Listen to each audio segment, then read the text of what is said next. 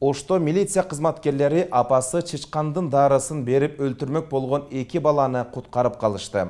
Бул тууралуу Ош шаардык ички иштер башкармалыгынын басма сөз кызматынан кабарлашты. Маалыматка ылайык, милицияга шаардагы Амир Темир Кечи шаарчасында жашап жаткан 1982 жылы туулган аял 11 жана 13 жаштагы балдарына ири өлчөмдөгү димедрол дарысын берип өлтүрүүгө аракет жасап жаткандыгы тууралуу билдирүү түшкөн. Маалым болгондой, балдардын апасы Ош шаарына Кара Суу районунан келип, убактылуу аталган даректе жашап жаткан.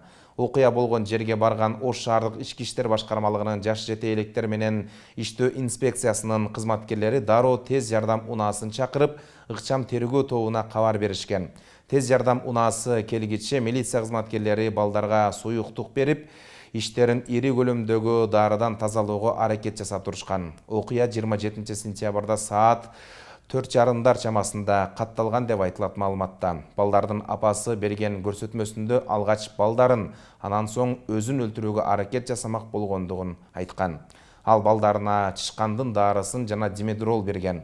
Учурда шектүүнүн үстүнөн ыкчам тергөө тобу иштеп жатат. Аялдын мындай кадамга баруу себептери диний экстремисттик топтор менен байланышы жана психикалык абалы дагы текшерилүүдө. Алгачкы маалыматтарга караганда балдардын апасы күйөөсү менен быйыл ажырашып кеткен деп кошумчалашты милициядан. Учурда балдардын абалы жакшы жана саламаттыгына коркунуч жок экендиги кабарланды. Тез жардам кызматы балдар ооруканасы тарабынан тиешелүү алгачкы жардамдар көрсөтүлдү.